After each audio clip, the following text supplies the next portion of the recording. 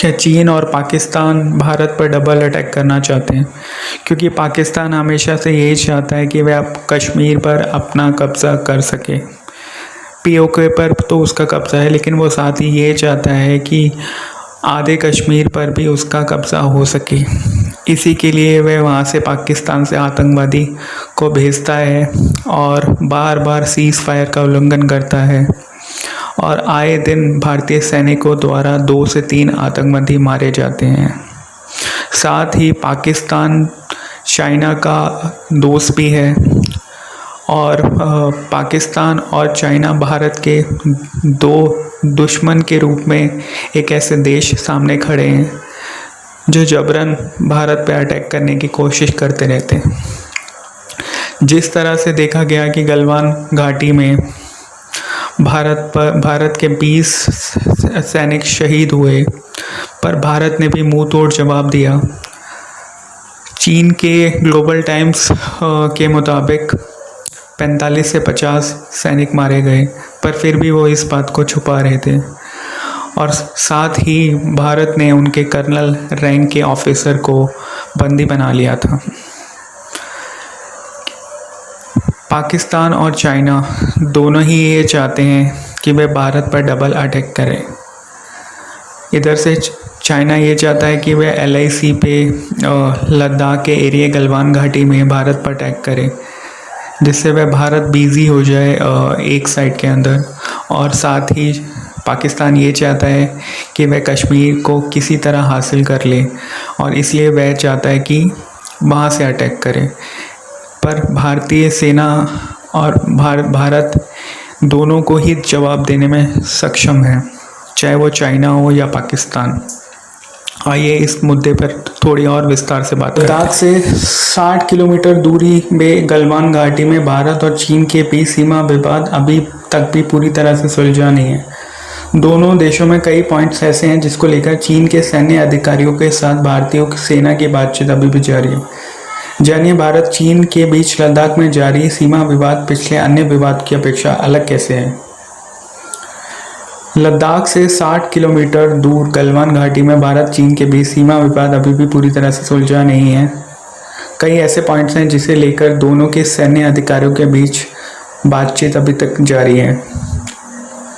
समस्या का समाधान सलकर व्यक्त किया गया है, लेकिन चीन की सेना, वहाँ की सरकार, समर्थक, मीडिया इसे लेकर संजीदा नहीं हो रही है और दिखा भी नहीं रही है। मई के शुरुआती हफ्तों में भी LAC में 2 बार भारतीय सेना की झड़प में चीन और भारत सेना के बीच झड़प हुई। पीपल लिबरेशन आर्मी ने 2 ब्रिगेड के 6000 से अधिक सैनिकों के साथ लद्दाख के 4 गलवान घाटी के साथ और पेगोंग लेक के स्थान पर घुसपैठ करी थी, जिसके जवाब में भारतीय ने अधिक ऊंचाई वाले स्थानों पर अपने सैनिकों की तैनाती बढ़ा दी। चीन ने आपत्ति जताई, लेकिन भारत गलवान घाटी इलाके में निर्माण कर रहा है और LCA पर स्थिरता के खिलाफ है। सीमा पर दोनों परमाणु शक्ति देशों की है। सेनाओं के बीच तनतनाई के बाद देशों की सैन्य और राजनीतिक गलियारों में हलचल तेज हो गई है। हालांकि ये डोकलाम जैसा नहीं था। अब दोनों देशों की 73 दिनों तक एक दूसरे के सामने डटी रही।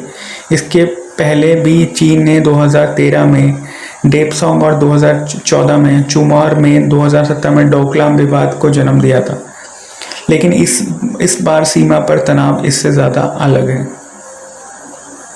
चीन से पहले कई सीमा विवाद के विपरीत इसके बाद देश के बीच तनाव एक से एक अधिक स्थानों पर रहा, जिसमें पेगोंग, तोसो लेक, लद्दाख की गलवान घाटी, गौरखा पोस्ट, सिक्किम में नाथुला पास शामिल है। हालांकि ताज़ा जानकारी के अनुसार चीन ने नाथुला और गलवान घाटी के कुछ इलाकों से अपनी सेना को हटा दिया है।